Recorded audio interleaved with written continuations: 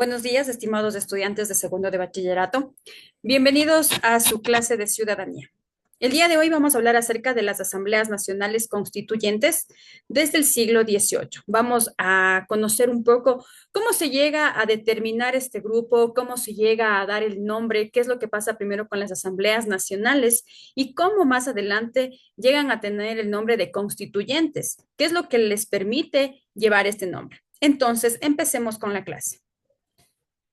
Vamos a hablar acerca de lo que sucedía en Francia en 1789, que es donde se origina todo este proceso de las asambleas nacionales. Para este siglo XVIII, en este país, la crisis económica que se empieza a dar por las sequías y las malas cosechas aceleró la miseria de la población. ¿Qué es lo que pasa? La gente ya no tenía recursos para alimentarse, recursos para seguir pagando impuestos que les cobraban. Entonces empieza una crisis social muy fuerte. Los nobles, que era un grupo social, ¿qué es lo que buscaban? El cobro de más impuestos al pueblo. ¿Para qué? Para mantener su estatus económico, es decir, para que el nivel de consumo de ellos siga siendo el mismo, sin importar que el resto de la población, que era la gran mayoría, estaba viviendo en una situación muy precaria porque no tenía los recursos cómo seguir sobreviviendo. ¿Qué es lo que pasa ante esta situación en un país donde no habían los procesos democráticos, sino más bien estaba gobernado por un monarca? Recuerden que las monarquías todavía estaban dados para estos siglos, ¿no? Para buscar una solución, en este tiempo, el rey Luis XVI reunió a los tres estados generales que conformaban el estado de Francia. Estos tres estados eran el clero, que viene a ser la iglesia como institución, la nobleza y la burguesía. ¿Para qué los reúne? Para que estos tres estados empiecen a trabajar en hacer nuevas reformas fiscales que acaben con los privilegios, ojo, de la nobleza y del clero, por supuesto, ¿no? Y que los impuestos puedan ser pagados por todas las personas y no solamente por un grupo, que era el grupo del estrato social más bajo, que es el pueblo en general. Ahora, frente a estos procesos de buscar una solución, que es el tema de minimizar el cobro a un solo grupo y más bien que paguen todos, hacer unas nuevas reformas, el clero y la nobleza se oponen totalmente a estos cambios. ¿Por qué? ¿Qué implicaba estos cambios? Implicaba que para estos grupos, tanto para el clero y la nobleza, sus privilegios se vean afectados, ya no iban a tener el mismo nivel de consumo, el mismo nivel de riqueza. Entonces, cuando usted se ve afectado por algo, siempre se va a oponer, ¿verdad? A lo contrario, ¿qué es lo que pasaba con la burguesía? Este grupo de personas eran representantes de la clase media y del pueblo y por tanto eran la mayoría dentro de estos tres grupos del Estado que les explico. ¿Qué es lo que hacía este grupo? Luchaba por cambios a favor del pueblo. Entonces eran unas pugnas constantes entre el clero y la nobleza por un lado y la burguesía por otro, tratando de dar una solución para que el rey logre apaciguar los estados de ánimo de la población que estaba totalmente contrariada por esta situación y empiezan a darse los primeros procesos de revolución, ¿no? ¿Qué es lo que pasa? La reunión de estos tres estados, póngale atención aquí, se la toma con el nombre de Asamblea Nacional, solamente hasta ahí, Asamblea Nacional. ¿Por qué lleva este nombre y para qué sirve? Cuando llega a tener el nombre de Asamblea Nacional, se convierte en una instancia de poder político donde cada uno de los tres estados tenía un voto, el clero un voto, la nobleza un voto y la burguesía, por otro lado, su voto. Ahora, ¿qué es lo que pasa y cómo nos favorece a la burguesía?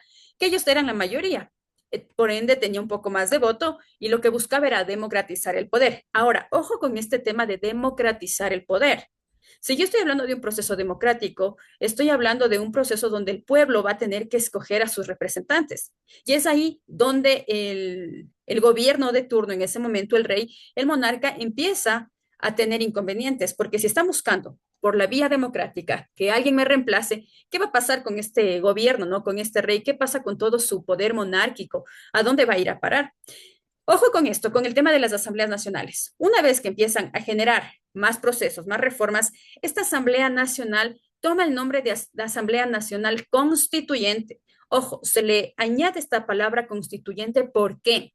Porque este grupo de personas empiezan a trabajar sobre las reformas a favor del pueblo. Recuerden que la burguesía era la mayoría, por ende tenía más puntos a favor, ¿no? Y al empezar a trabajar ya por el pueblo, en bienestar de ellos, es reconocido por este mismo pueblo como la única autoridad.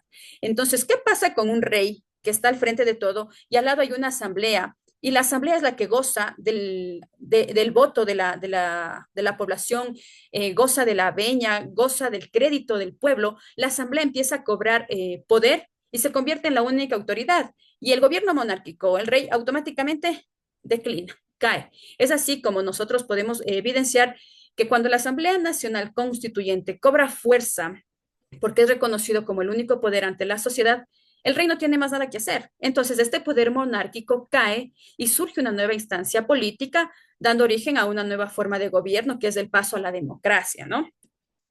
Es aquí donde vienen a intervenir el tema de los parlamentos. Entonces, en este tiempo que estamos hablando de pleno siglo XVIII con los gobiernos monárquicos, en este estado absolutista medieval, el poder lo tenía una sola persona, el rey, ¿no? Por lo tanto, no había una participación popular ni en lo político ni en lo social. Las personas eran totalmente anuladas sobre las decisiones políticas y sociales que a ellos les requerían saber o tener algún conocimiento, tener un poder de decisión. ¿Qué es lo que pasa con esto?